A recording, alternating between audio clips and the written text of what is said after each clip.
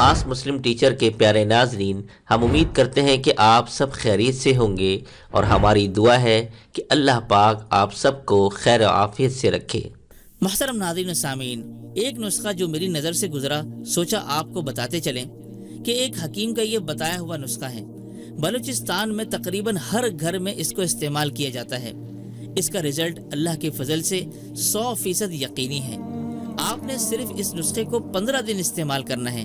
15 دن بعد جگر، معدے اور مثانے کی گرمی، یرقان، بھوک نہ لگنا، ہاتھ پاؤں کی جلن، پیشاب کے ساتھ منی کے قطروں کا آنا، یہ سب کچھ انشاءاللہ جڑ سے ختم ہو جائے گا۔ نوجوانوں کا سب سے بڑا مسئلہ معدے کا، مثانے کا اور جگر کی گرمی کا ہوتا ہے۔ اس کے لیے بہت سے نسخے ہیں، مگر ان کا رزلٹ 100% نہیں ہے۔ مگر معدے، مثانے اور جگر کی گرمی کے لیے یہ جو سادہ سا نسخہ ہے، اس کا رزلٹ الحمدللہ 100% ہے۔ اس نسخے کی سب سے بڑی ایک تو خوبی یہ ہے کہ یہ بالکل آسانی سے تیار بھی ہو جاتا ہے۔ نسخہ بنانے کے لیے آپ کو چاہیے ایک مٹی کی ہانڈی، جو آپ بازار سے نئی خرید کر لا سکتے ہیں، اور یہ سب سے زیادہ بہتر طریقہ ہے۔ اور اس کے بعد آپ نے کرنا کیا ہے؟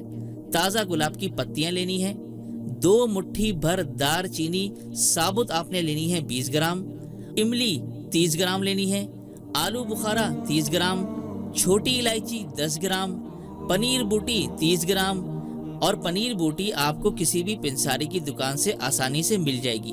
اب آپ نے تمام اجزاء کو بتائی گئی مقدار کے مطابق ہانڈی میں ڈال دینا ہے۔ اب رات کو اس میں 2 گلاس آپ نے پانی ڈالنا ہے اور صبح چھان کر پی لینا ہے، اور آپ نے باقی اجزاء کو اسی طرح ہانڈی میں رہنے دینا ہے۔ اسی طرح اگلی صبح ہانڈی میں 2 گلاس اور پانی ڈالیں، اور شام کے کھانے سے 1 گھنٹہ پہلے چھان کر پی لیں۔ اس طرح آپ نے 15 دن تک اس پانی کو استعمال کرنا ہے۔ اس کا ذائقہ آہستہ آہستہ اور اچھا ہوتا جائے گا۔ جب آپ یہ 15 دن تک مسلسل استعمال کریں گے تو آپ کے تمام مسائل ٹھیک ہو جائیں گے، اور یہ نسخہ 100% تسلی شدہ بھی ہے۔ انشاءاللہ اس نسخے کو استعمال کرنے سے آپ کے پیسے ضائع نہیں جائیں گے۔ تو امید کرتے ہیں آج کی ہماری مختصر سی ویڈیو آپ کو پسند آئی ہوگی۔ پسند آنے پر ویڈیو کو لائک کیجیے گا، اور اگر آپ کوئی رائے رکھتے ہیں اس نسخے کے حوالے سے تو ہمیں اپنی رائے سے یا سوال سے ضرور آگاہ کیجیے گا۔